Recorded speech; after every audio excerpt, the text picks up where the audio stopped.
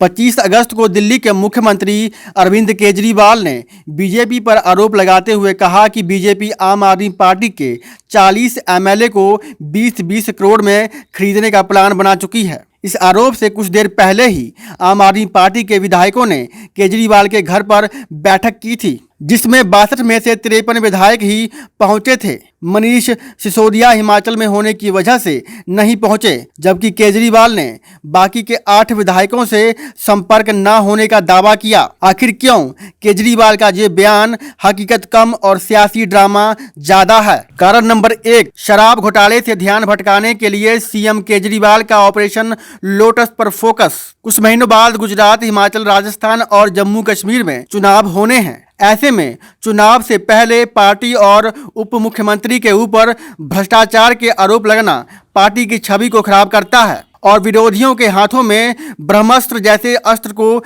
देने जैसा। शराब पॉलिसी पर उठ रहे सवालों का जवाब अब तक केजरीवाल सरकार ने दिल्ली में एजुकेशन सेक्टर पर किए अपने कामों के जरिए ही ज्यादा दिया है। न्यूयॉर्क टाइम्स में छपे एक आर्टिकल का भी बहुत जोरों शोरों से प्रचार हुआ। सीबीआई ने 19 अगस्त को शराब घोटाले को लेकर दिल्ली के डिप्टी सीएम मनीष सिसोदिया के आवास समेत 21 ठिकानों पर छापेमारी की थी। मीडिया रिपोर्ट्स के मुताबिक सीबीआई और ईडी की शुरुआती रिपोर्ट ने खुलासा किया कि इससे शराब डीलर्स का मुनाफा 989% बढ़ गया, लेकिन इसके उलट सरकार की कमाई घट गई और वैट और एक्साइज ड्यूटी में तकरीबन 99% की गिरावट आई। वहीं दिल्ली पुलिस की आर्थिक अपराध शाखा यानी ईओडब्ल्यू ने जुलाई 2022 में एलजी और दिल्ली सीएम को सौंपी अपनी रिपोर्ट में सिसोदिया पर नई शराब नीति के जरिए कोरोना के नाम पर 144 करोड़ रुपए की टेंडर लाइसेंस फीस माफ करने और शराब ठेकेदारों को फायदा पहुंचाने का आरोप लगाया था।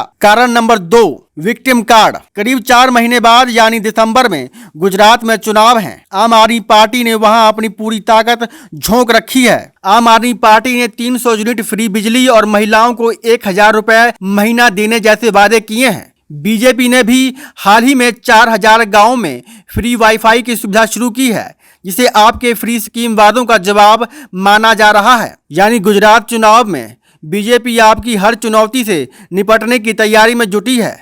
ऐसे में गुजरात चुनाव से ठीक पहले बीजेपी दिल्ली में सरकार गिराकर आम आदमी पार्टी को विक्टिम कार्ड खेलने का मौका नहीं देना चाहेगी। कारण नंबर 3, बीजेपी बहुमत के आंकड़ों से कोसों दूर। दिल्ली विधानसभा की 70 सीटों में से आपने 62 और बीजेपी ने 8 सीटें जीती थीं। दिल्ली में बहुमत का आंकड़ा 36 है। इस लिहाज से बीजेपी को जहां सरकार बनाने के लिए 28 और सीटों की जरूरत पड़ेगी, यानी उसे आम आदमी पार्टी से कम 28 विधायकों को तोड़ना पड़ेगा, जो बीजेपी के लिए बेहद मुश्किल काम है।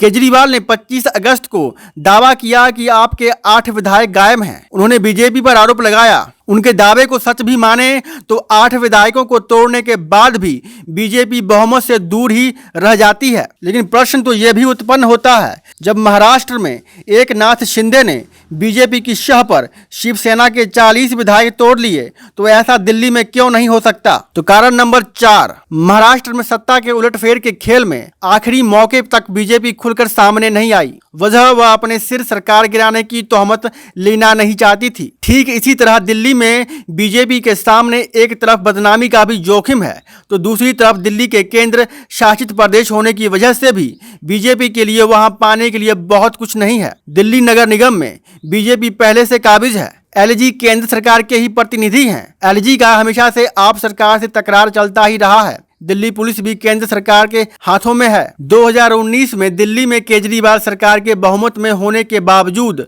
कुछ महीने बाद हुए लोकसभा चुनावों में सभी 7 की 7 सीटें बीजेपी ने जीती थीं। इसी तरह 2014 के लोकसभा चुनावों में भी दिल्ली में सभी 7 सीटें बीजेपी ने जीती थीं, जबकि उसके कुछ महीनों बाद हुए विधानसभा चुनावों में केजरीवाल ने बहुमत हासिल किया था। यानी दिल्ली में केजरीवाल की सत्ता में होने के बावजूद 2024 के लोकसभा चुनावों में दिल्ली में बीजेपी पर हार का खतरा कम है। दिल्ली में बीजेपी के पास एकनाथ शिंदे जैसा कोई नेता नहीं है जो आपके 40 विधायकों को तोड़ने जैसे मुश्किल ऑपरेशन को अंजाम दे सके। साथ ही आम आदमी पार्टी में फिलहाल शिवसेना जैसी कोई स्थिति नहीं दिख रही।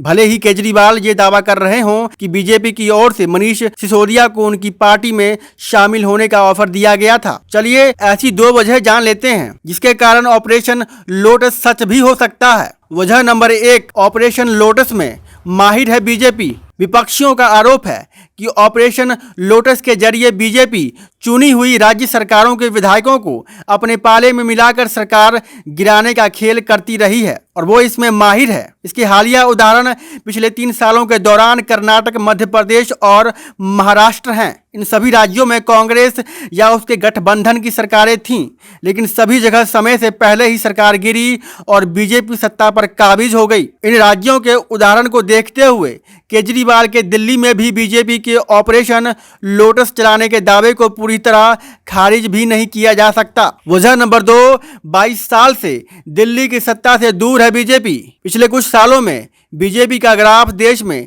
तेजी से बढ़ा है। इसके बावजूद वह दिल्ली की सत्ता से पिछले 22 साल से दूर है। आखिरी बार 1998 में बीजेपी दिल्ली की सत्ता में आई थी जब सुषमा स्वराज मुख्यमंत्री बनी थी। इसके बाद 1998 से 2013 तक कांग्रेस की शीला दीक्षित दिल्ली की मुख्यमंत्री रही। वहीं 2013 में आम आदमी पार्टी के उभार के बाद से अरविंद केजरीवाल 2 बार 2015 और 2019 में जोरदार जीत के साथ दिल्ली के मुख्यमंत्री बने। ऐसे में बीजेपी केजरीवाल सरकार को सत्ता से बाहर करके सत्ता पर काबिज होने की कोशिश कर सकती है। इस सियासी ड्रामे के पीछे आपकी क्या राय है? हमें कमेंट बॉक्स में लिखना ना भूलें। धन्यवाद। जय हिंद।